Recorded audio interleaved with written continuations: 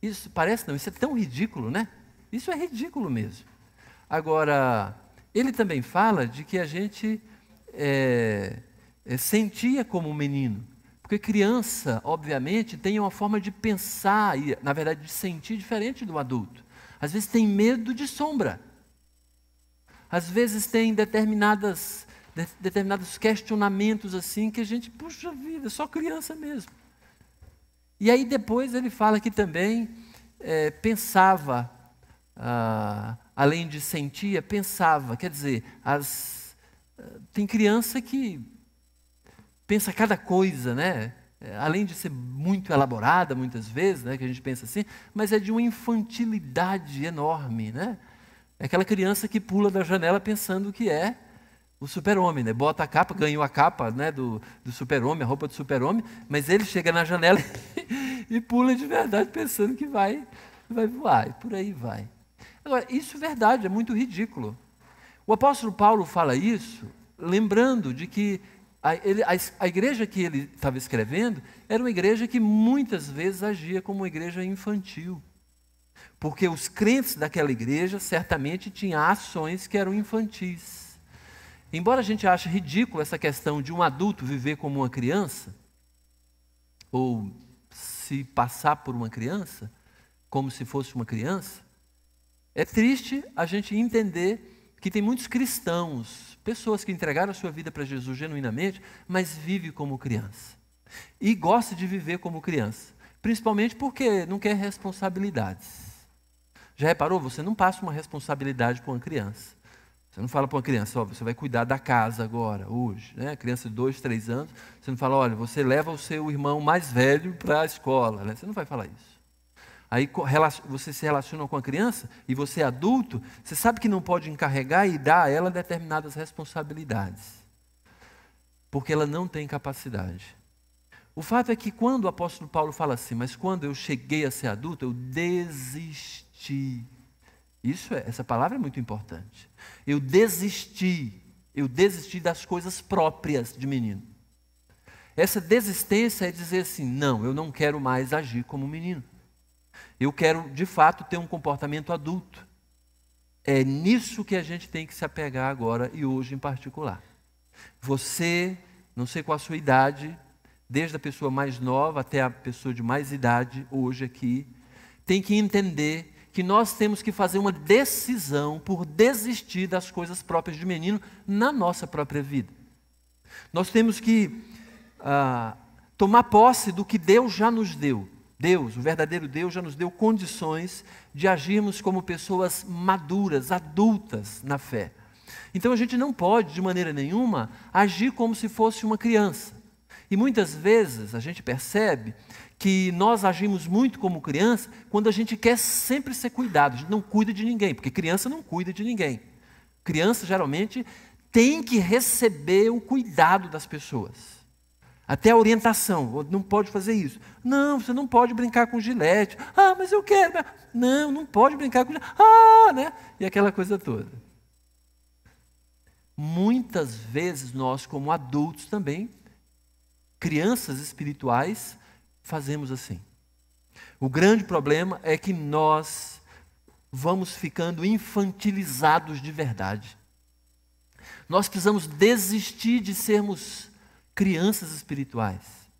E cabe a você desistir também. A gente vai observar um texto agora, que embora dentro da série sobre o desastre da falta da sabedoria, que a gente vai ver uma comparação, né? O apóstolo Paulo nos mostrando, Deus nos mostrando, com o Salmo número 1, né? A respeito de como nós podemos ver, comparando a vida de uma pessoa que tem sabedoria e a vida de uma pessoa que não tem sabedoria. A vida de uma pessoa que desistiu de ser criança e assumiu a responsabilidade de ser um adulto espiritual, e aquele que preferiu viver na infantilidade, preferiu viver como um infante espiritual. O Salmo número 1 vai falar a respeito disso. Por isso que nós vamos orar agora, pedindo para que o Senhor nos abençoe de tal maneira que a gente tenha entendimento, que a gente tenha entendimento do que Deus tem para a nossa vida, do que Deus quer que a gente reflita, pense, considere agora. Mas faça essa decisão já. Criança mesmo tem dificuldade de prestar atenção em alguma coisa. Se os pais não educam ele para prestar atenção, ele vai ser um adulto que não presta atenção. Mas você já é um adulto, você também percebe, eu tenho dificuldade de prestar atenção. Então desista das coisas próprias de uma criança que não presta atenção. Ok? Então desista disso, você pode fazer isso. Deus já lhe deu todas as coisas necessárias para a vida e para a piedade, todas as coisas que nós necessitamos. E isso é uma coisa necessária para a vida e também para a piedade. Você pode desistir e assumir, isso eu preciso. Então, eu vou dar atenção à palavra do Senhor, porque eu sei que eu posso ganhar, posso aprender, posso sair daqui no lucro essa noite. Eu não vim aqui à toa. Então, lógico, você pode ser abençoado e ser abençoada com isso também. Então, vamos orar, tá bom? Vamos orar e pedir que o Senhor nos abençoe. Pai eterno, venha nos abençoar, por favor. Estamos entregando agora esse tempo para o Senhor, que já é do Senhor mesmo, mas que a gente não quer administrar, principalmente administrar como crianças, que inclusive precisam ficar lá atrás, para ter um tempo para elas próprio.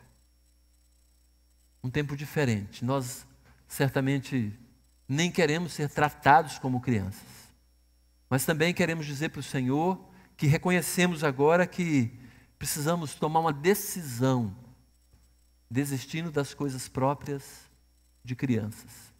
Então, Pai, vem sobre nós e nos abençoe. Vem com Teu Espírito, nos dá uma atitude madura, não só aqui no culto, não só mediante a Tua palavra, mas na nossa vida, no nosso cotidiano. Que nós possamos assumir as responsabilidades que o Senhor quer que a gente tenha, porque somos responsáveis, somos maduros, somos crescidos espiritualmente. Que possamos ter a tendência de assumirmos o papel de cuidadores e não de exigir cuidados, porque já não somos crianças espirituais. Pai, é lógico que precisamos do Senhor, sem dúvida nenhuma. E queremos depender do Senhor sempre, mas também entendemos que o Senhor quer nos usar para sermos pessoas que buscam outras que ainda não te conhecem. Pessoas que falam do Senhor com propriedade porque conhecem o Senhor. Nos abençoe para que possamos ser aqueles que cuidam de outras pessoas que precisam ser cuidadas. E que nós não fiquemos naquela situação de achar que precisamos de cuidado das pessoas. Embora muitas vezes precisamos sim. Mas que a gente desista dessa vida de ser coitado. De querer ser paparicado. De querer ter o tapinha nas costas. Ou coisa parecida com isso que nos atrasa no crescimento. Pai, nos abençoe. Queremos pedir ao Senhor que o Senhor venha agora com Teu Espírito e ilumine as nossas vistas, nossos olhos espirituais, para Te ver, para Te enxergar melhor. E que a gente possa sair daqui com mais do Senhor. Em nome de Jesus. Amém. Ok. O Salmo número 1, ou na verdade o livro dos Salmos, ele é a compilação das músicas que os judeus cantavam, usavam para o culto deles, obviamente celebrando o Deus deles. E em parte o Salmo número 1, que a gente vai ler agora, aparentemente é aquele portão de entrada de uma nova vida, de entrar de fato numa outra dimensão espiritual.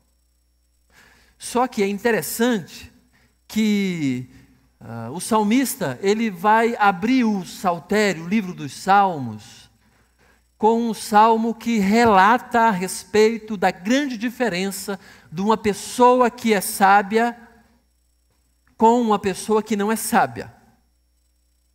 Uma pessoa que, de alguma maneira, escolhe pertencer a Deus e outra que escolhe não pertencer a Deus.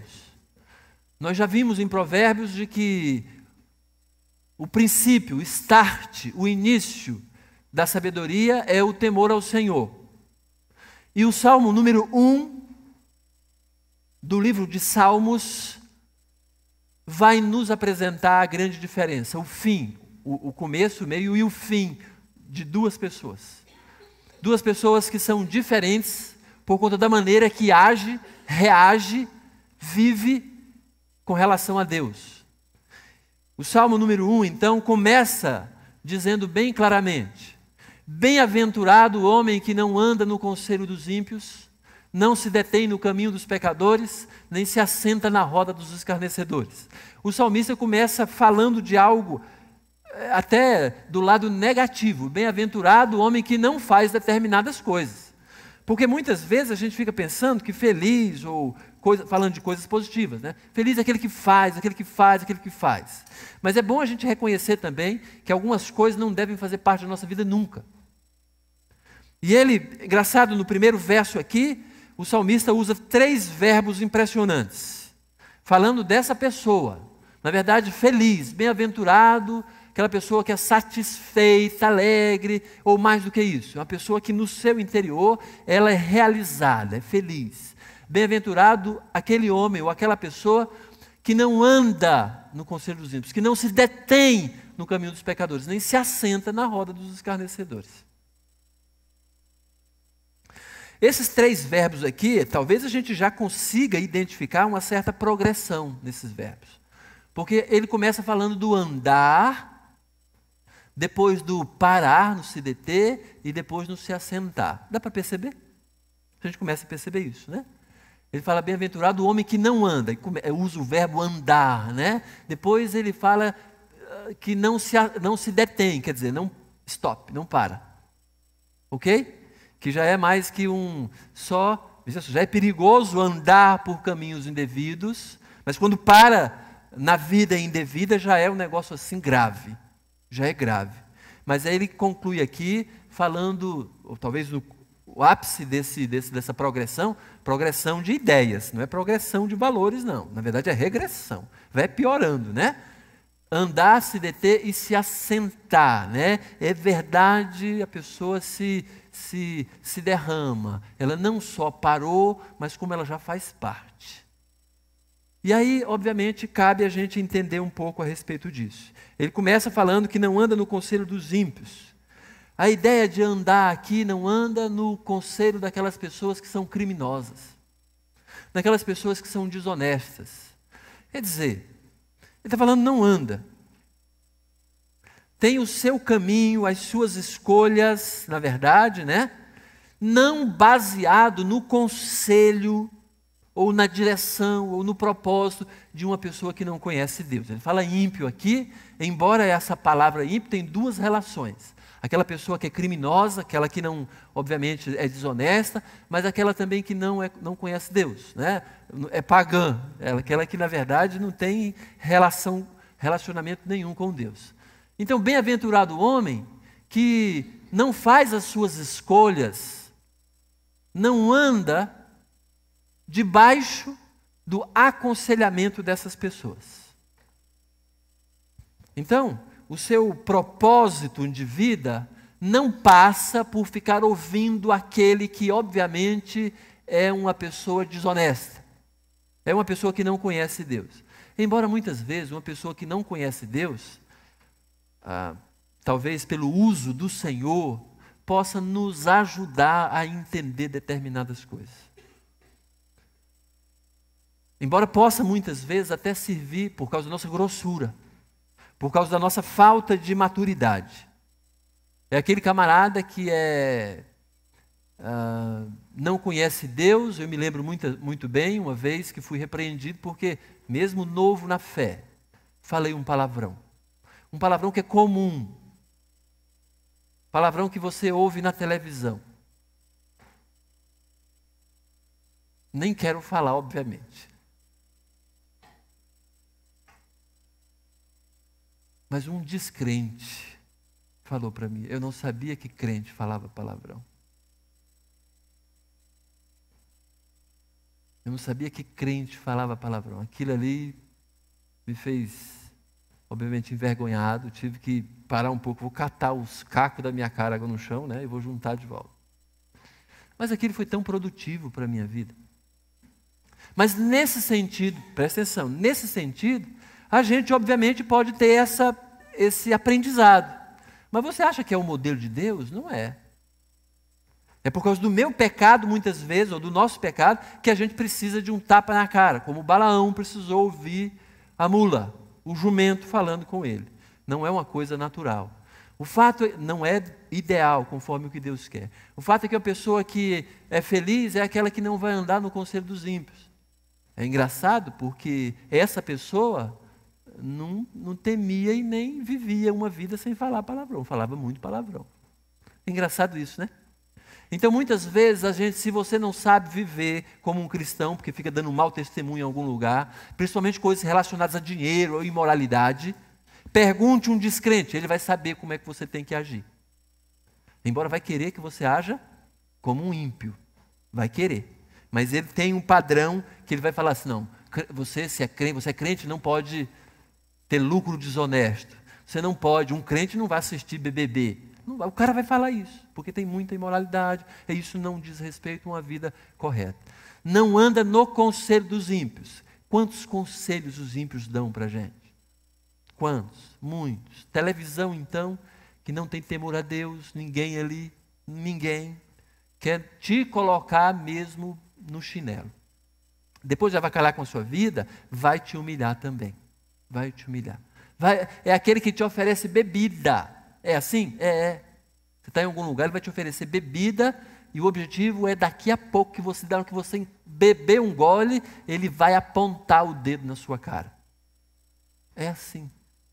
Aí diz aqui, olha, bem-aventurado o homem que não anda no conselho dos ímpios, não se detém no caminho dos pecadores. Aqui o negócio engrossa.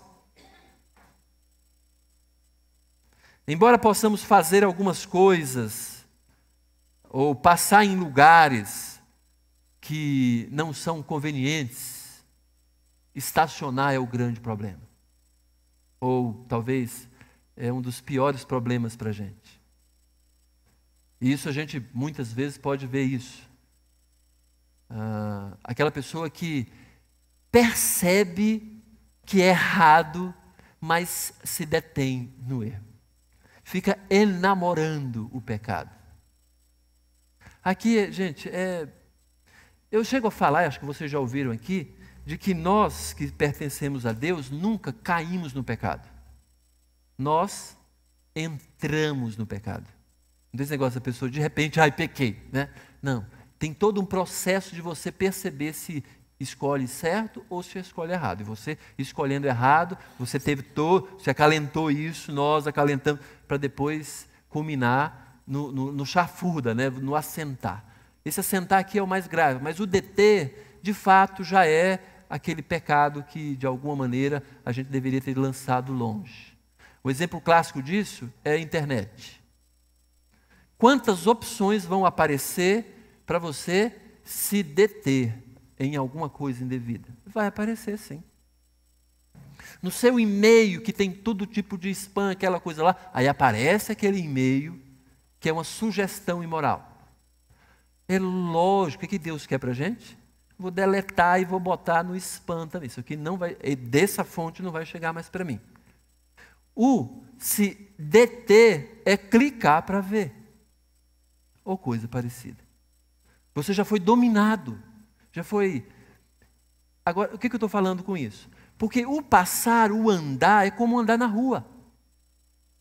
Muitas dessas coisas, elas querem nos encontrar e a gente pode ir embora. Se a gente anda no conselho dos ímpios, a gente já está cheio de coisa. Vem muitas coisas querendo nos fazer parar. Mas dentro da vida normal, já tem coisa demais querendo nos atrair. Se eu então vivo em lugares indevidos, vou para um baile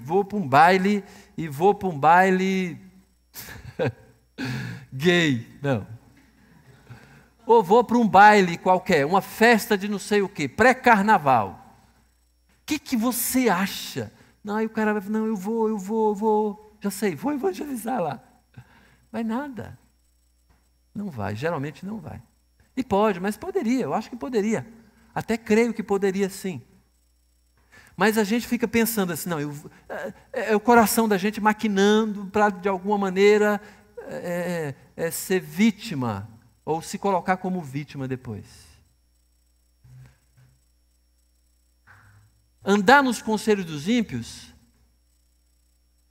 é entender e assumir que a gente pode muito bem ir para um barzinho, uma mesa de boteco, e não pecar lá. Bem pode.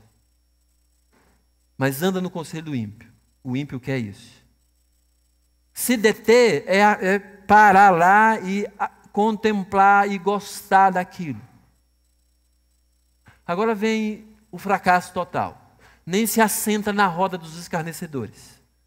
Aqui tem a ideia clara daquele que está dentro de uma roda que é irreverente a Deus, que vai falar mal de Jesus, que vai usar todas as setas. Imagine o que é você sentar ou habitar na roda daqueles que zombam, que não tem temor de Deus. Aquele que, na verdade, vai se tornar inimigo do bem. É aquele que vai rir do honesto. Daquele que vai rir daquele que vai para a igreja. Que vai rir, você sabe disso. O camarada muitas vezes valoriza aquela molecada que está tomando, que está fumando, valoriza. Mas também vai ser o primeiro, depois que quando aquela molecada está drogada, está largada, vira bebum na rua, vai ser o primeiro a falar, é um fraco. Porque ele próprio vai ser daqui a pouco a vítima. Vítima não nesse sentido, né? Mas entrar no próprio buraco que ele próprio cavou. Sentar na roda dos escarnecedores, já é aquele status indevido daquele que era cristão, que não deveria entrar nesse ambiente, mas ele se vê criticando quem está fazendo as coisas certas. E muitas vezes nós tomamos esse papel para a nossa vida, sabia? Quando a gente critica alguém que obedece. Quando a gente critica aquele homem que leva flores à esposa. Ou critica aquela mulher que é submissa ao marido. Ou critica um filho que é de fato obediente. Teme com reverência os pais. Ou critica o pai que não faz nada sem considerar a família. Então, a gente muitas vezes entra ou se detém, além de andar, porque faz isso também, se detém, mas se assenta na roda dos escarnecedores. Aquele que vira inimigo já das pessoas que fazem aquilo que Deus quer que faça. Talvez você já tenha participado dessas rodas, né? Mas o fato é que Deus está falando, feliz é aquele que não anda no conselho dos ímpios, não se detém no caminho dos pecadores e nem se assenta na roda dos escarnecedores. Não aceita aquele conselho de fazer besteira, não vai fazer a besteira e nem vira inimigo dos que fazem certo, porque eu estou fazendo besteira e quero justificar a minha besteira. Antes, o seu prazer de quem? Daquela pessoa bem-aventurada que não faz essas besteiras aqui. O seu prazer está na lei do Senhor e na sua lei medita de dia e de noite. Aí está o grande segredo. Aqui é que está o grande segredo. O prazer dele não está em fazer as besteiras. O prazer está na lei do Senhor. A gente vai ver daqui a pouco. Prazer, satisfação, realização está naquilo que o Senhor apresenta para a gente. Não, eu sinceramente, eu amo estar com a minha família. A verdade, eu amo vir para a igreja. Eu tenho prazer de me relacionar com as pessoas que o Senhor tem me dado, tanto para ajudá-las como para ser ajudado por elas. Embora antes eu não gostava, isso é interessante, falar negócio de igreja é interessante. Eu lembro uma vez que eu estava na roda dos escarnecedores, criticando. Vinícius, hoje eu trouxe água, para você não me trazer água e ficar rindo de mim lá no quartel, falou? Ficar avacalhando com a minha figura, ok? Fica falando que o bicho fica falando assim, aquele negócio todo. Tá bem? Tá bom? Você está desautorizado de malhar de mim lá no quartel.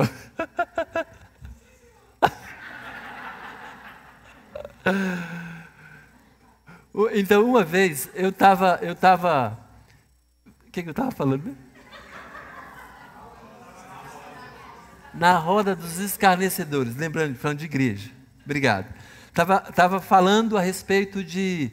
Mas como é que pode? A pessoa vai na igreja 2 vezes por final de semana, criticando.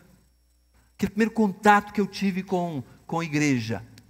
Como pode uma pessoa em sã consciência vai para a igreja domingo de manhã e vai para a igreja domingo à noite? Quando eu me entendi, veja só, me lembrei dessa crítica e desse escarnecimento, eu tinha vindo para a igreja na quarta noite, na sexta noite, sábado de manhã e sábado à noite, e domingo de manhã me veio isso. Com prazer, com alegria. Com prazer e com alegria. É engraçado isso, né? Porque o seu prazer está na lei do Senhor. Porque quem não anda na lei do Senhor, dificilmente vai sentir prazer em fazer coisas certas. Vai sentir só prazer naquilo que é errado. Então, é óbvio que todos os vícios, todos os pecados que nós muitas vezes acalentamos, é simplesmente porque nós não estamos andando no caminho do Senhor, estamos andando no conselho dos ímpios. A gente já parou, olha, já se deteve no caminho dos pecadores. E talvez a gente esteja já escarnecendo, já esteja de alguma maneira zombando das pessoas que fazem coisas certas. O fato é que a gente precisa tomar o máximo de cuidado, porque nós já conhecemos o Senhor. Nós já estamos com o Senhor. Então a gente tem que entender o mais rápido possível que para ser uma pessoa feliz, bem-aventurada, ter atitudes sábias, eu tenho que ter prazer na lei do Senhor. E na lei do Senhor meditar de dia e de noite. O que é meditar na lei do Senhor de dia e de noite? A gente fica pensando, a pessoa então está reclusa agora, foi para o mosteiro, né? E está lá só lendo a Bíblia. Não. A ideia de meditação aqui tem a ver com tudo na minha vida passa pelo crivo do Senhor. Se eu estou assistindo um jogo, se eu estou praticando um esporte, se eu estou na escola, se eu estou conversando com as pessoas, tudo passa pelo crivo do que o Senhor quer. Então, ao me relacionar com qualquer pessoa, eu vou capinar o lote, eu tenho que entender que a minha relação com aquele trabalho passa pelo crivo do Senhor. Que eu estou refletindo nas coisas de Deus. Bem posso ficar perguntando como é que Deus gostaria de que isso fosse. Como que eu preciso... Qualquer coisa. Meditar na lei do Senhor é você ter uma referência de lei, de saber o que Deus quer. E meditar isso de dia e de noite. Fui numa festa, então estou meditando. Estou comparando. O que eu aprendo disso? O que Deus quer que eu aprenda? O que eu tenho que jogar fora disso? De dia e de noite. É engraçado, né? Ele tem um lado negativo aqui, fala que bem-aventurado o homem que não anda no conselho dos ímpios, não se detém no caminho dos pecadores, nem se assenta na roda dos escarnecedores. Antes, o seu prazer não é nessas coisas, mas é na lei do Senhor. E medita na lei do Senhor dia e de noite. Por isso que ele não vai fazer nada daquilo que está relacionado no versículo 1. E aí começa a falar algo extremamente positivo. De quem, ou pelo menos, embora ele tenha falado da fonte, agora vai falar dos frutos, do resultado. Ele é como árvore plantada junto à corrente de águas, que no devido tempo dá o seu fruto, e cuja folhagem não murcha. E tudo quanto ele faz será bem sucedido. Isso é espetacular. Os ímpios não são assim, são, porém, como a palha que o vento dispersa. Olha que diferença extraordinária. Aquela pessoa que teme ao Senhor, né? Que tem o prazer na lei do Senhor e medita, vive, obviamente, refletindo na lei do Senhor, comparando a lei do Senhor, o resultado dessa pessoa, porque não anda no caminho dos ímpios, ou não faz aquilo indevido, Ele é como árvore plantada junto à corrente de águas. Por si só você já imagina, que delícia deve ser se a gente fosse uma árvore, onde é que você queria estar plantado? Perto de um local de água. Aí diz aqui, junto à corrente de águas, que no devido tempo dá o seu fruto, e cuja folhagem não murcha. Gente, é engraçado isso. No devido tempo, não atrasa. É na hora adequada. É na hora que, obviamente, se espera. Faz exatamente as coisas como Deus quer que faça. Tem grande vantagem. Ele não fala da característica do estado atual da pessoa, que é como árvore plantada junto à corrente de águas, uma árvore saudável, bem irrigada, dá fruto. Dá fruto. E dá fruto no devido tempo. Na hora que as pessoas esperam de que ela dê bom fruto, ela dá fruto. Não é aquele maldito, muitas vezes, que você já está por aqui, querendo esganar uma pessoa, e alguém que fala assim, é isso mesmo, aí você mata a pessoa. Não é assim? Aqui não. O fruto que espera dessa pessoa, ele vai dar. Na hora da crise, vai dar esse fruto, o fruto positivo. Na hora da necessidade, vai dar o fruto. Na hora que as pessoas estão, de alguma maneira, em necessidade de alguma coisa, a pessoa dá fruto. Mas é tão ruim você esperar um bom fruto de uma pessoa e ela não dá aquele fruto. Não é ruim isso? É ruim. É ruim quando você espera a pessoa, uma atitude positiva, ela vai lá e faz aquela negativa de novo. Aquela ruim. Aquela atitude inadequada. De novo, já cresceu, beleza. Então, agora, o que se espera nessa crise? Aí a pessoa vai lá e faz outra besteira. Não dá o fruto. Por que não dá fruto? Porque não é igual a árvore plantada junto à corrente de águas. No devido tempo é na hora necessária, na nossa vida. Na hora que realmente precisa dar o fruto. Vai ter uma atitude boa na hora necessária. Na hora da crise vai dar o bom fruto, não vai dar mau fruto. Na hora que alguém nos agride, se a gente tem atitude de ímpio, a gente vai agredir novamente. A gente vai querer fazer alguma coisa má. Ou sei lá o que acontece. É engraçado que Jesus fala a respeito dessa questão. Fala, olha, bem assim, ame os seus inimigos. Ame os inimigos. É fácil amar os inimigos? Não é fácil. Mas amar os amigos é muito fácil. É muito fácil. As pessoas que nos trazem benefício, as pessoas que nos ajudam, é muito fácil. Jesus fala de que o cristão verdadeiro, ele faz muito mais do que amar os amigos. Além de amar os amigos, ele também ama os inimigos. Nos dizendo que na hora da crise, na hora da dificuldade, a gente dá bom fruto. A gente dá bom fruto.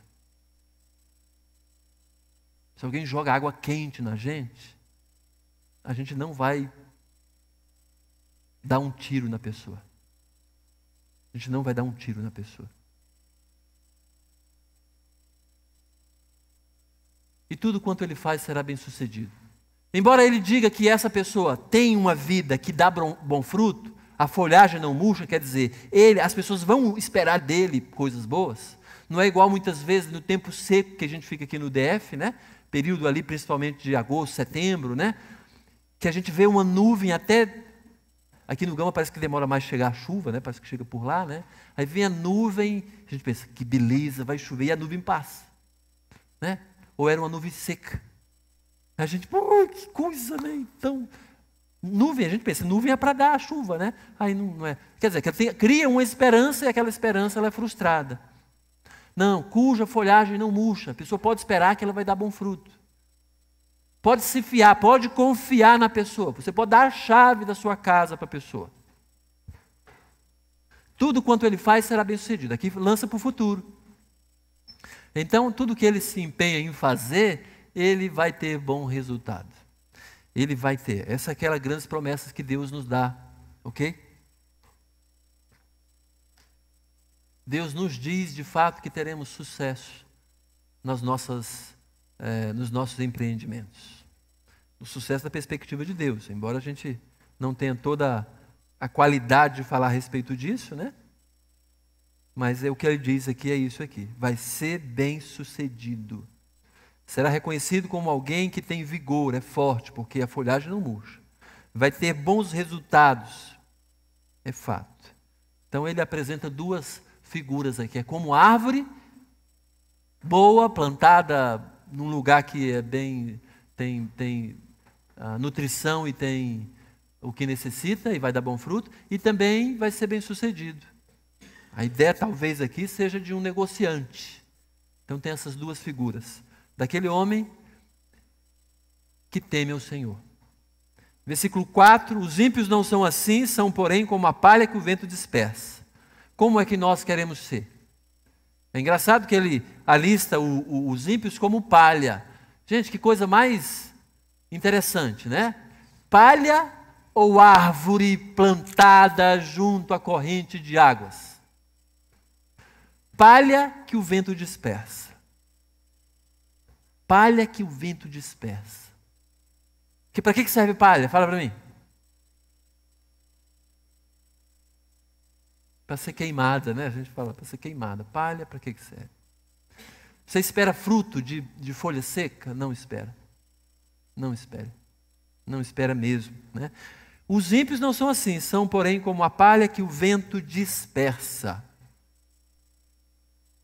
Por isso, os perversos não prevalecerão no juízo, nem os pecadores na congregação dos justos. Aqui é uma coisa impressionante que o salmista nos diz. Os perversos, ainda falando dessa comparação, né?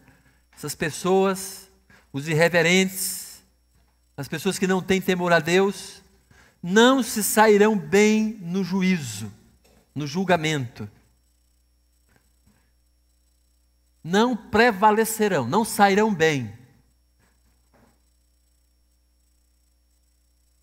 Vai querer falar. Meu irmão mais velho uma vez falou um negócio interessante, assim, estúpido assim, mas eu achei interessante porque ele é uma pessoa conhecida como pessoa de boa lábia. E é mesmo. Mas uma vez eu estava conversando sobre que todos nós seremos julgados um dia. Ele falou: não, mas eu passo a conversa. Passa a conversa? Não vai prevalecer, não. Não vai. Ah, eu falo que já tem uns irmãos que já estão aí dentro. Ele falou desse jeito.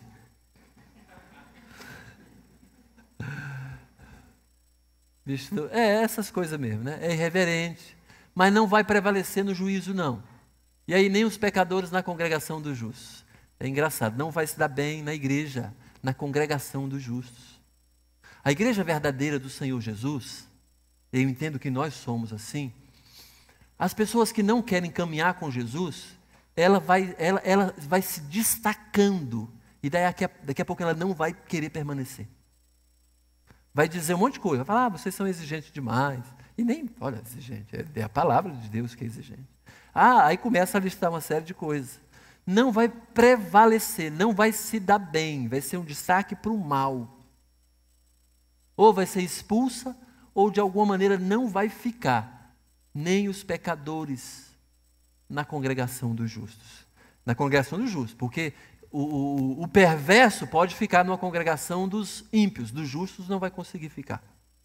Porque os próprios justos, eles sabem qual é o padrão, e vai ajudar, e tentar ajudar. E quem quiser viver contra, vai perceber que não é minha área, não.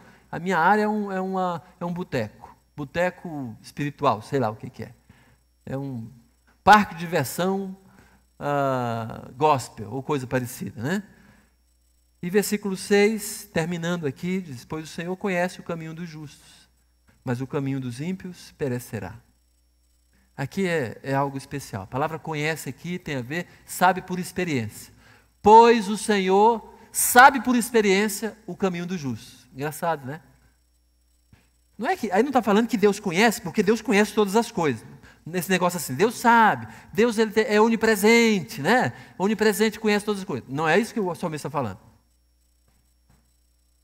É que Deus vê, Deus tem experiência com essa pessoa.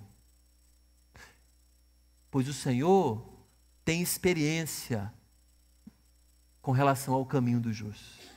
Não é que só que Deus sabe, é que Deus vive. Porque a pessoa vive com esse Deus.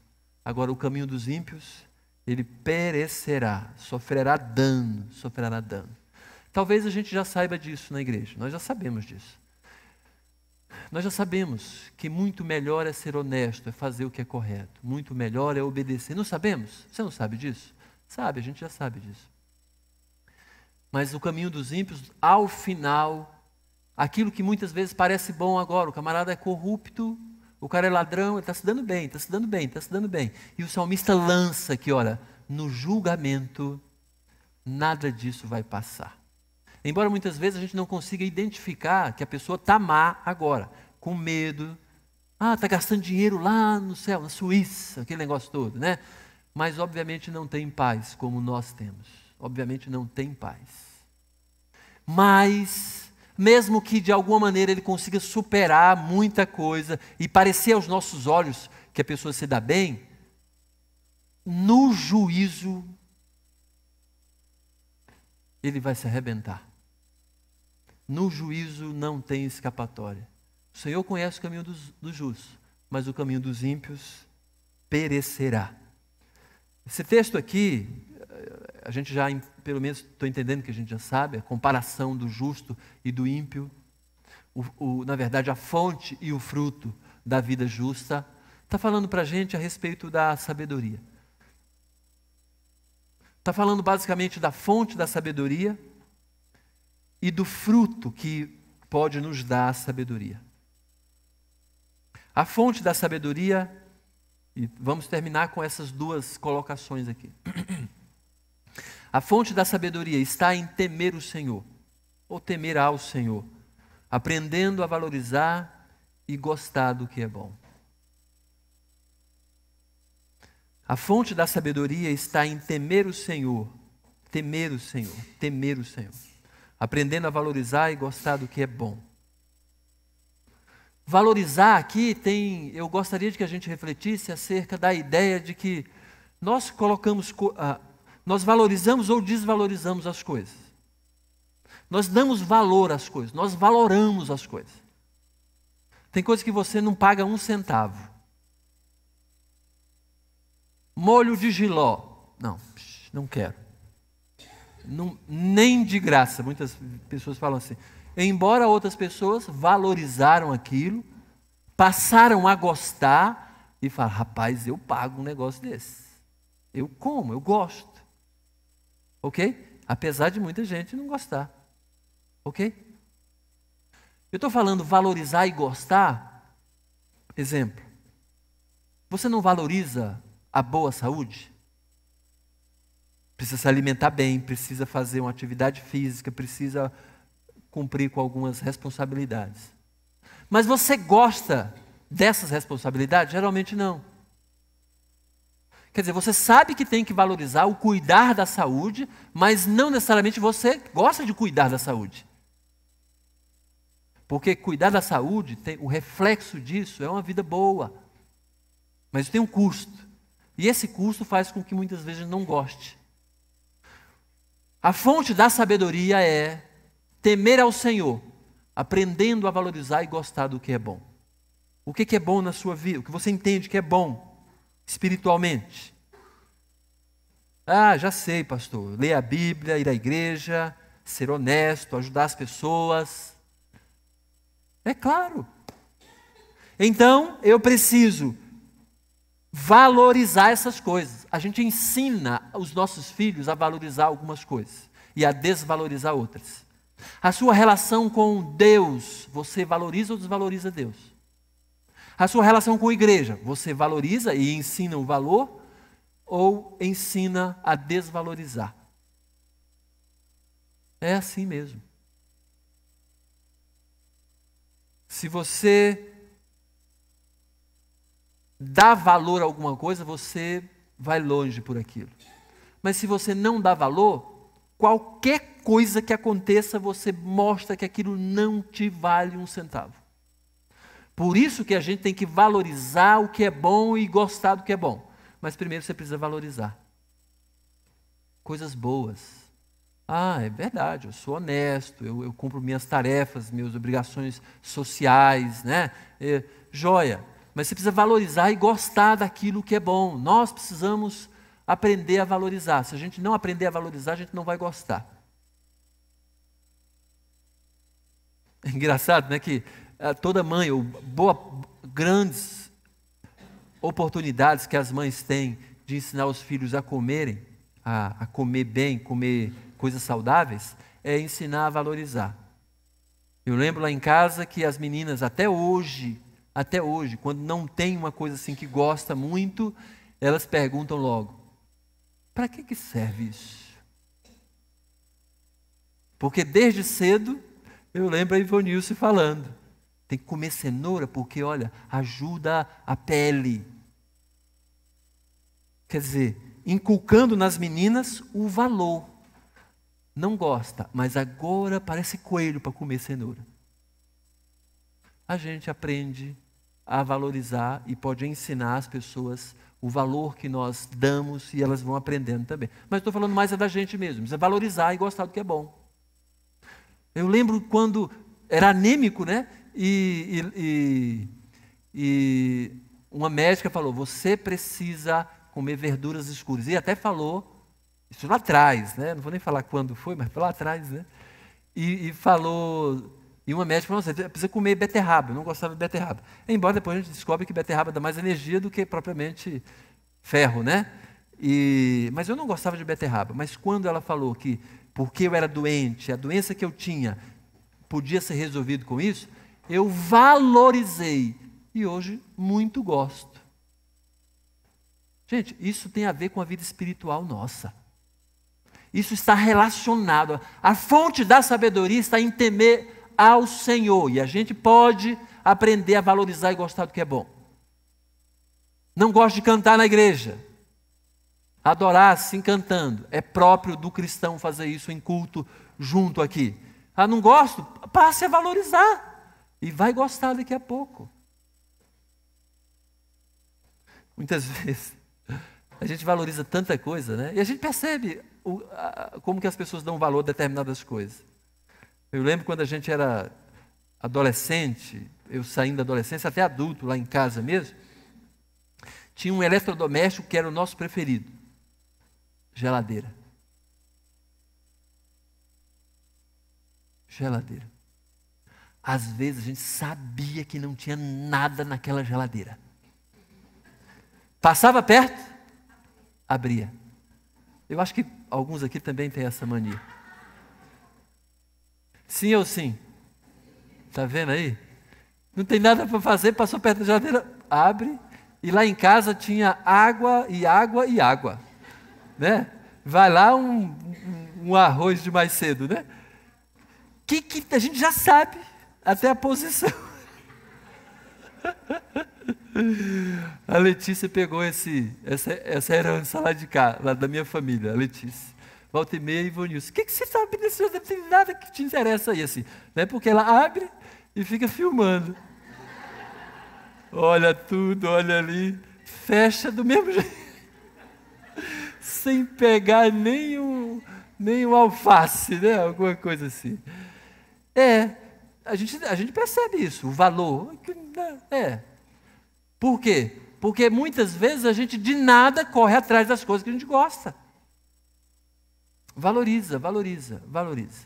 O fato é que muitas vezes nós desvalorizamos. E a gente vai desvalorizar, e as pessoas vão perceber que a gente está desvalorizando alguma coisa. E a gente sabe muito bem, né? A maneira que a gente trata Deus, ou se relaciona com Deus, a obediência e tudo mais. E gostar do que é bom, aprender a gostar. Acho que a gente já sabe que gostar já é um estágio superior. Antes eu não gostava porque não valorizava. Passei a valorizar e logo depois passei a gostar. Eu estou falando do que é bom, não estou falando só de saúde aqui, de coisas relacionadas à saúde, que também a pessoa sábia vai aprender a gostar de coisas boas para a saúde. Eu estou falando de coisas espirituais, ou disciplinas espirituais. Seja ler a Bíblia, seja orar, seja ajudar as pessoas, seja fazer o que for. Seja fazer o que for. Ah, puxa vida, eu não suporto determinadas coisas da minha família, do meu marido, da minha esposa, dos meus filhos. Mas eu preciso valorizá-los. E quando eu passo a valorizar, a gente até suporta os defeitos, as limitações dessas pessoas. Ok? Não é assim? É assim.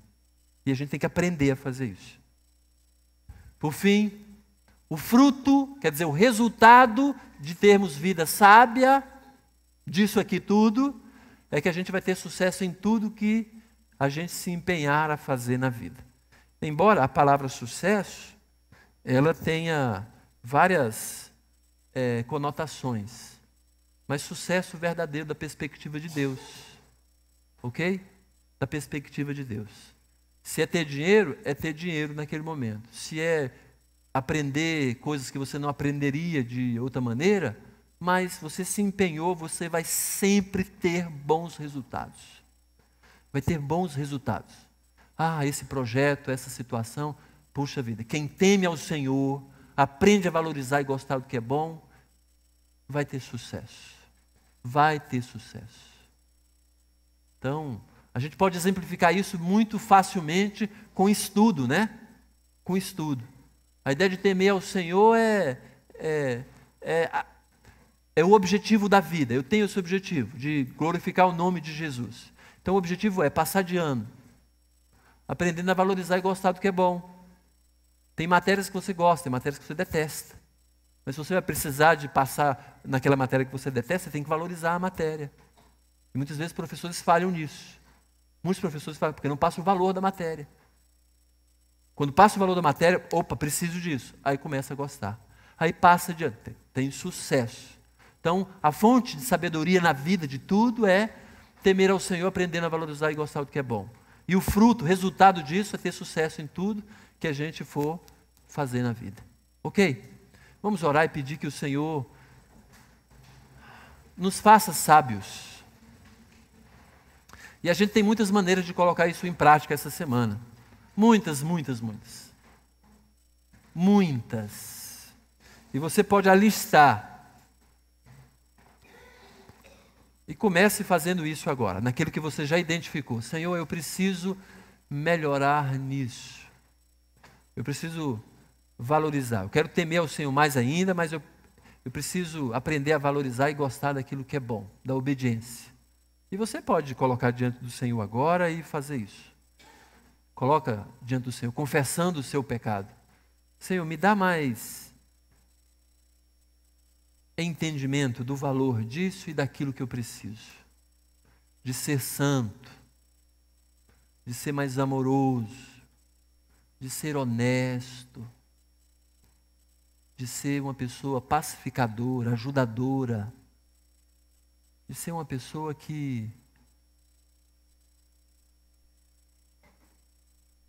pode se esperar coisas boas.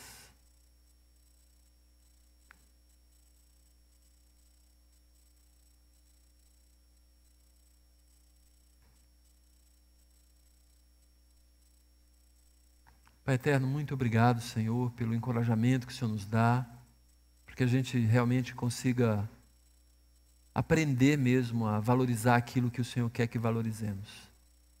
Já temos o Senhor como nosso alvo, tememos o Senhor, mas queremos que isso seja continuado na nossa vida. Mas também queremos, Senhor, valorizar as coisas do Senhor, a frequência na igreja, o estudo da Tua palavra, o ajudar o próximo, a orar, a ser uma pessoa pacificadora, gentil, pessoa calma, uma pessoa justa, ética, uma pessoa honesta, uma pessoa confiante, uma pessoa de fé. Nos ajude a valorizar tudo isso e a gostar de tudo isso. Para que possamos ser sábios e, obviamente, usufruir da sabedoria. Ter sucesso em todas as coisas que formos fazer. Pai eterno, te louvamos e te bendizemos, pedindo as tuas bênçãos sobre nós. Em nome de Jesus. Amém. Ok, temos alguns avisos. Alguém tem algum aviso para dar? Vonilce?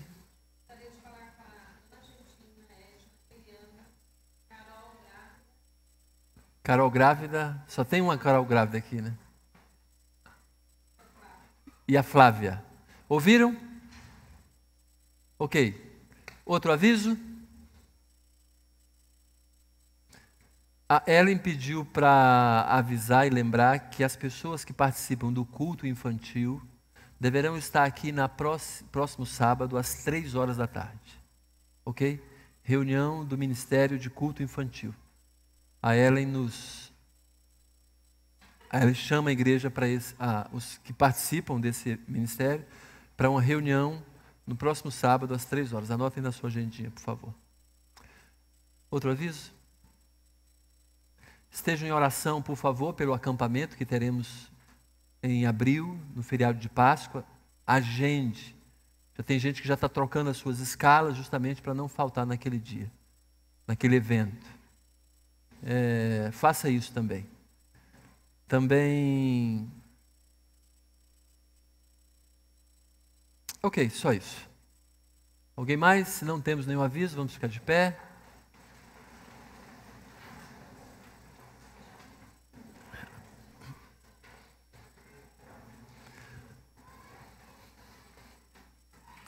Ok.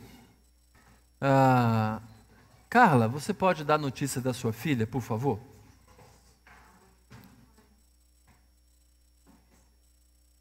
Oh, que joia, aleluia.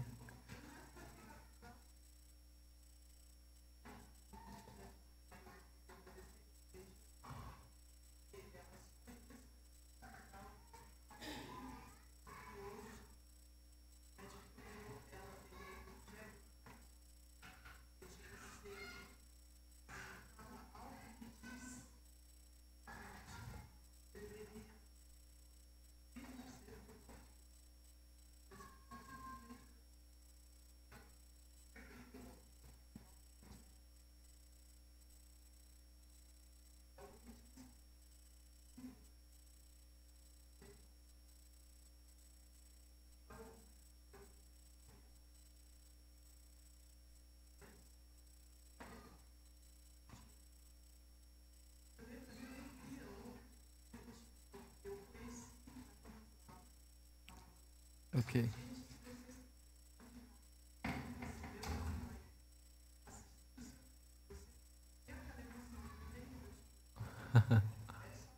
Que bom. Uhum. Joia. Ok, boas notícias. Joia. Tá bem. Vamos orar, terminando aqui. Fique à vontade.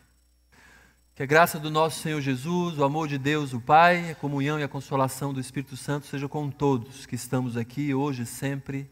Amém. Deus abençoe e tenha uma boa semana.